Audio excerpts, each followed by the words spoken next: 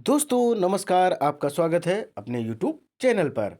और दोस्तों कल हम लोगों ने पढ़ा था NCERT history class 6 chapter 11th को, जिसका टॉपिक था इमारतें, चित्र तथा किताबें। अर्थात जो ऐतिहासिक इमारतें मिली हैं उनसे क्या इन्फॉर्मेशन मिलती है, जो विभिन्न प्रकार के चित्रकलाएं, शिल्प कृतियाँ या कलाकृतियाँ जो प्राप्त हुई हैं उनसे क्या जानकारी मिली। कुछ काव्य, महाकाव्य, पांडुलिपियाँ प्राप्त हुई हैं, तो उनसे हमें क्या क्या ऐतिहासिक इन्फॉर्मेशन मिली है। दोस्तों कल इसी चैप्टर को हम लोगों ने पढ़ा था। आज फटाफट इस चैप्टर को रिवाइज करेंगे और सबसे इम्पोर्टेंट बात कि कैसे शॉर्ट नोट्स बनाने उस पर भी हम लोग चर्चा करेंगे। दोस्तों यह class state PCS, UPSC examination, TST, PST, SSC, CGL, RO and ARO, D triple SV, Kendriya Vidyalaya, Navodaya Vidyalaya, even सारे एग्जामिनेशन के लिए इम्पोर्टेंट है जिसमें यह टॉपिक आता है। दोस्तों क्लास स्टार्ट करने से पहले 4 लाइनें आप लोगों के लिए। तो सुनिए दोस्तों, क्या है 4 लाइनें। मत सोच कि तेरा सपना क्यों पूरा नहीं होता। मत सोच कि तेरा सपना क्यों पूरा नहीं होता। हिम्मत वालों का इरादा कभी अधूरा नहीं होता।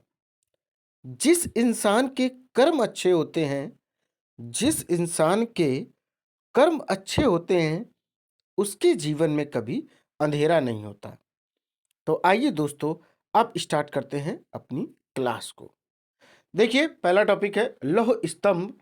लौह स्तंभ का मतलब होता है लोहे का बना हुआ खंबा। तो महरौली जो कि दिल्ली में स्थित है, स्थान है एक। तो दिल्ली जो कि अपने देश की राजधानी है और एक केंद्र शासित प्रदेश है। यहाँ के मुख्यमंत्री जो है श्री अरविंद केजरीवाल जी हैं। तो महरौली दिल्ली में कुतुब मीनार के परिसर में खड़ा यह लौह स्तंभ भारतीय शिल्पकारों की कुशलता का एक अद्भुत एग्जाम्पल है। इसकी ऊंचाई अगर आपसे पूछी जाए तो 7.2 मीटर है। अगर आपसे कुतुब मीनार की ऊंचाई पूछी जाए जो महरौली दिल्ली में स्थित है, उसकी ऊंचाई 7.2 मीटर और वजन इसका लगभग 3 टन से भी अधिक है। इसका निर्माण लगभग कितने साल पहले हुआ था? 1500 साल पहले हुआ था। इसके बनने के समय की जानकारी हमें इस पर खुदे अभिलेख से मिलती है। इतने वर्षों के बाद भी इसमें जंग नहीं लगी है। देखो दोस्तों, एक बात क्लियर हो गई कि महरौली में स्थित है, महरौली अर्थात दिल्ली में, और इसका नाम कुतुब मीनार है। इसकी जो ऊंचाई है 7.2 मीटर है और इसका जो वजन है दोस्तों लगभग 3 टन से भी अधिक है। इसकी जो टाइमिंग है लगभग 1500 साल पहले इसका निर्माण हुआ था। और इसकी जानकारी जो हमें मिलती है, इसके जो अभिलेख इस पर मिले हैं, खुदे अभिलेख मिले हैं, उनसे इंफॉर्मेशन मिलती है। सबसे इंपॉर्टेंट बात यह है दोस्तों कि इतने हजारों वर्ष, मतलब 1500 वर्ष का समय गुजर गया दोस्तों, अभी तक इस स्तंभ पर किसी भी प्रकार की कोई जंग नहीं लगी है। अब आगे हम लोग देखेंगे। आगे अपने पास है ईंटों और पत्थरों की इमारतें। देखो, ऐतिहासिक इमारतें कुछ पत्थरे से भी बनाई गई थी, कुछ ईंटों से। जैसे ईंट की एक मंदिर का हमने एग्जाम्पल आपको दिया था, भीतरगांव, कानपुर नगर, उत्तर प्रदेश। कानपुर नगर के अंतर्गत एक घाटमपुर है जगह, वहीं नजदीक में ये पड़ता है भीतरगांव। देखिए, हमारे शिल्पकारों की कुशलता के नमूने स्तूपों जैसे कुछ इमारतों में देखने को मिलते हैं। मैंने आपको बताया था दोस्तों स्तूप क्या होते हैं। यहाँ पर जो बौद्धिस्ट होते थे उनके शारीरिक जो अवयव अवशेष बच जाते थे उनको संरक्षित करके रखा जाता था। तो दोस्तों स्तूप का जो शाब्दिक अर्थ होता है वह होता है टीला। टीला मतलब मिट्टी का ढेर, जैसे ऊंचा आपने देखा होगा, इसे भी टीला कह सकते हैं। तो हालांकि स्तूप विभिन्न प्रकार के होते हैं। कभी ये गोल भी होते हैं और कभी लंबे या बड़े या छोटे हो सकते हैं। देखिए, गोल भी होते हैं, लंबे भी होते हैं, बड़े छोटे भी हो सकते हैं।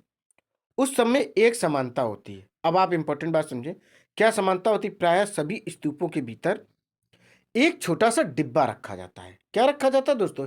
एक छोटा सा डिब्बा रखा जाता है और डिब्बों में बुद्ध या उनकी जो अनुयायी रहे हैं, उनके जो शरीर के अवशेष रहते हैं, जैसे दांत हो, हड्डी हो, राख हो, यही चीज़ें दोस्तों बच पाती हैं।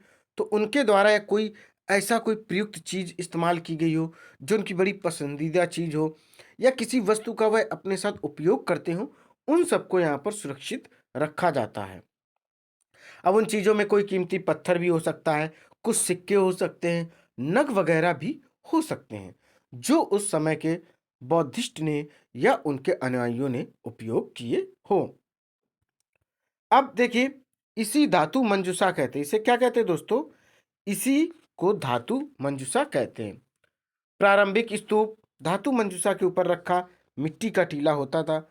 बाद के कल में उस गुंबदनुमा ढांचे को तराशे हुए पत्थरों से ढक दिया गया। अर्थात होता क्या था, स्तूप पहले नॉर्मल बनाए जाते थे, मिट्टी से बना दिए जाते थे। फिर कुछ समय गुजरने के बाद उसके ऊपर ईंट से, फिर पत्थरों से, फिर आसपास रेलिंग, फिर सीढ़ियां, फिर दरवाजे, मतलब समय के अनुसार स्तूपों में भी परिवर्तन किया जाता रहा है। जो शासक आते रहे, उन इमारतों को सुरक्षित रखने के लिए उन्होंने उसमें कुछ ना कुछ सुरक्षात्मक, सुधारात्मक और विभिन्न प्रकार के कार्य करवाए। देखिए दोस्तों, बाद के कल में उस गुंबदनुमा ढांचे को तराशे हुए पत्थरों से ढक दिया गया। प्रायः स्तूपों के चारों ओर परिक्रमा करने के लिए वृत्ताकार पथ बना होता था, जिसे प्रदक्षिण पथ कहते थे। जो वृत्ताकार पथ बना था उस स्तूप के चारों तरफ, उसे प्रदक्षिण या प्रदक्षिणा पथ भी कहते हैं। इस रास्ते को रेलिंग से घेर दिया जाता था, जिसे वेदिका कहते थे।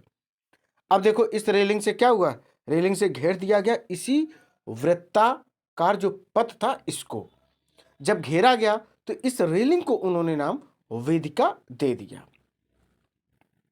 अब लोग हम इंपॉर्टेंट पढ़ेंगे, जो कि सांची का स्तूप पूरे वर्ल्ड में फेमस है। जो दोस्तों सांची का स्तूप है वह पूरी दुनिया में प्रसिद्ध है। देखिए, मध्य प्रदेश इस काल में कुछ आरंभिक हिंदू मंदिरों का निर्माण किया गया। तो जो मध्य प्रदेश है, इसमें हिंदू मंदिरों का भी निर्माण किया गया।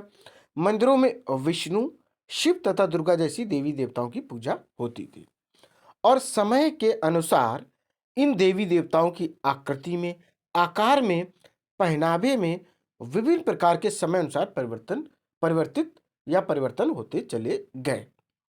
देखिए, मंदिरों का सबसे महत्वपूर्ण भाग क्या होता था? गर्भगृह होता था।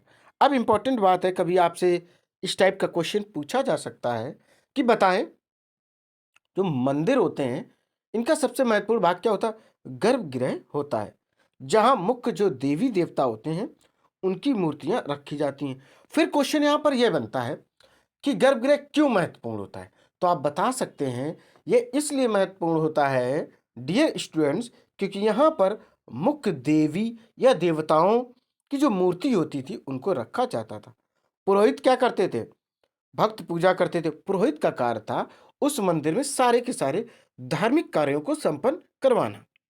भीतर गांव जैसे मंदिरों में उसके ऊपर काफी ऊंचाई तक निर्माण किया जाता है, जिसे शिखर कहते हैं। भीतर गांव मंदिर है, इसकी एक पहली विशेषता यह ईंटों से बना है। ठीक। दूसरी बात, ये ऊंचाई तक बना है, तो जो ऊपर वाला हिस्सा होता है दोस्तों, उसको शिखर कहते हैं। क्या कहते हैं? ऊपर वाले हिस्से को शिखर कहते हैं। अधिकतर मंदिरों में मंडप नाम की एक जगह होती है, यह सभागार होती है।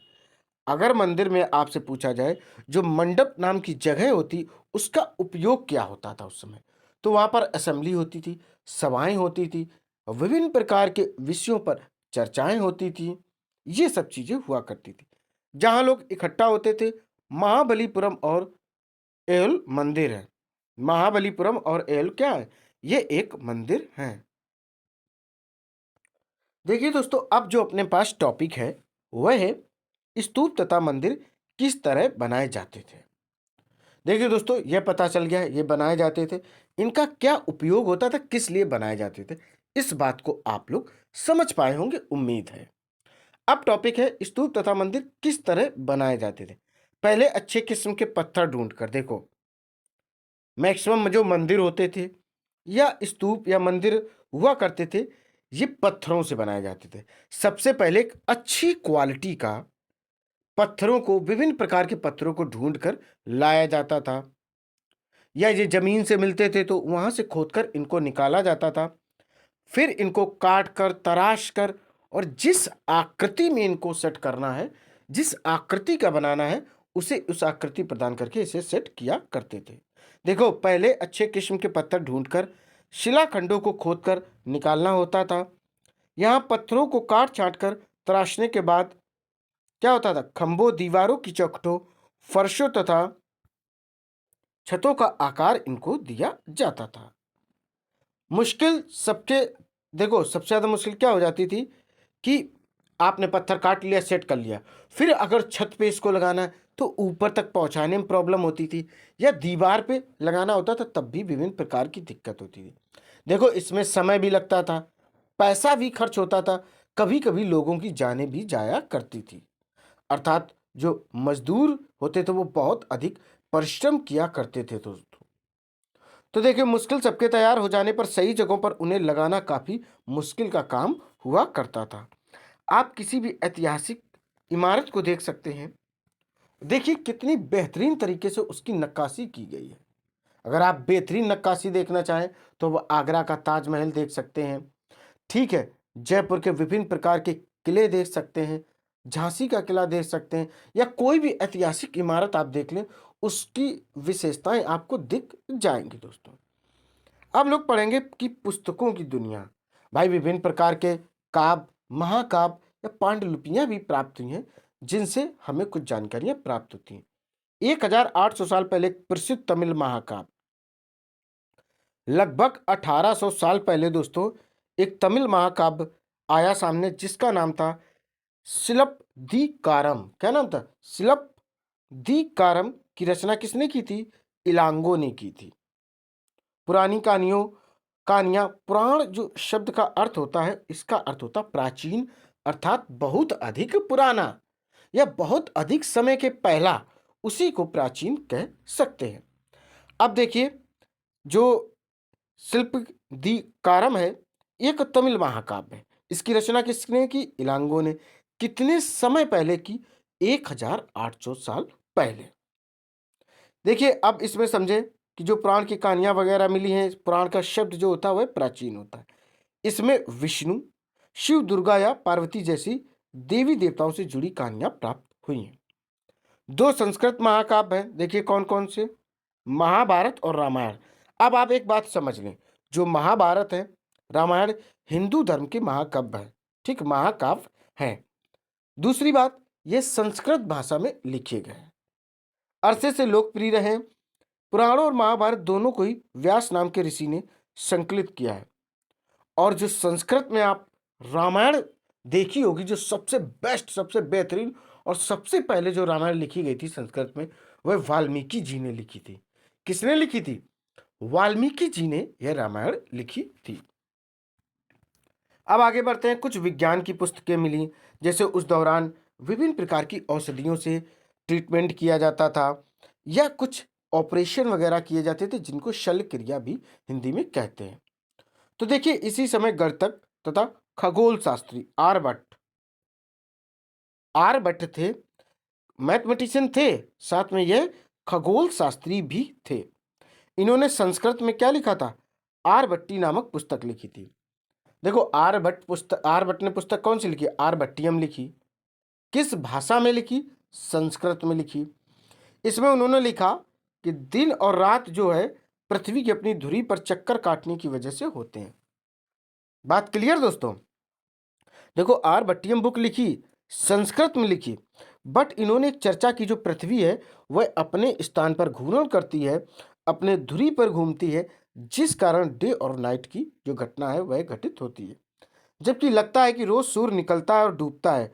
उन्होंने ग्रहण के बारे में भी एक वैज्ञानिक तर्क प्रस्तुत किया था। अब हम लोग देखेंगे शून्य के मैटर को समझते हैं। देखिए, हम सबको दोस्तों पता है, जो शून्य की खोज है वह आर्यभट्ट ने की थी। देखिए, भारत के गणितज्ञों में शून्य के लिए चिन्ह का आविष्कार आयुर्वेद, प्राचीन भारत में आयुर्वेद के दो प्रसिद्ध चिकित्सक थे, चरक चरक संहिता औषधि शास्त्र प्रथम द्वितीय शताब्दी ईस्वी, और सुश्रुत थे, सुश्रुत संहिता से सल चिकित्सा और चौथी शताब्दी तक। देखिए, शून्य की जो खोज की बात की जाती है वह आर्यभट्ट ने की थी। ठीक, क्लियर? अब बात करें जैसे आयुर्वेद, औषधि, विभिन्न प्रकार की जड़ी बूटियों, तो इनकी जो सर्च की थी, खोज की थी, इनको अच्छे लेवल पे जो ले गए थे, चर्चा किया था, डिस्कशन किया था, अपनी किताबों में चर्चा की थी, वो किया था चरक ने। और चरक की एक पुस्तक थी चरक संहिता। चरक संहिता औषधि शास्त्र इसका पूरा नाम हुआ करता था। अब बात करें सुश्रुत, तो सुश्रुत ने ऑपरेशन की विधि स्टार्ट की थी। जो आप सुनते हैं कि विभिन्न प्रकार के ऑपरेशन डॉक्टर्स किया करते हैं, इन्होंने अपनी पुस्तक सुश्रुत संहिता में शल्य चिकित्सा की अर्थात ऑपरेशन की चर्चा इन्होंने की थी कि कैसे ऑपरेशन करना चाहिए। तो दोस्तों, ये अपना पूरा चैप्टर रहा। एक बार ऊपर से आपको दिखा देते हैं। टॉपिक था इमारतें तथा चित्र तथा किताबें। यह दोस्तों क्लास 6 का लास्ट चैप्टर है और दोस्तों यह कंप्लीट होता है। इसमें हम लोगों ने लौह स्तंभ, ईंटों और पत्थरों की इमारतें, इसके अलावा सांची का स्तूप, स्तूप तथा मंदिर किस तरीके से बनाए जाते थे, कौन कौन से सामानों को कैसे लाया जाता था, पुस्तकों की दुनिया, विभिन्न प्रकार के काव्य महाकाव्य मिले उनके बारे में इंफॉर्मेशन, विज्ञान की पुस्तक किस तरीके से आर्यभट्ट ने प्रेजेंट की थी, शून्य की खोज के बारे में बताया गया है। फिर इसी में दोस्तों बताया गया था चरक ने चरक संहिता लिखी है, जिसमें औषधि शास्त्र विभिन्न प्रकार की औषधियों की जानकारी मिली है। सुश्रुत ने सुश्रुत संहिता लिखी, जिसमें ऑपरेशन शल्य चिकित्सा की जानकारी मिली है। दोस्तों, क्लास यहीं पर कंप्लीट होती है और एक क्लास 6 का हिस्ट्री का सबसे लास्ट चैप्टर आज से क्लास 6 की सोशल स्टडी कंप्लीट होती है। नेक्स्ट डे आपको नेक्स्ट क्लास अर्थात 7th क्लास की कोई ना कोई क्लासेस स्टार्ट आपको मिलेंगी। इस क्लास को दोस्तों अधिक से अधिक लाइक करें, शेयर करें और मेरे चैनल को सब्सक्राइब करें। दोस्तों, जय हिंद, जय भारत।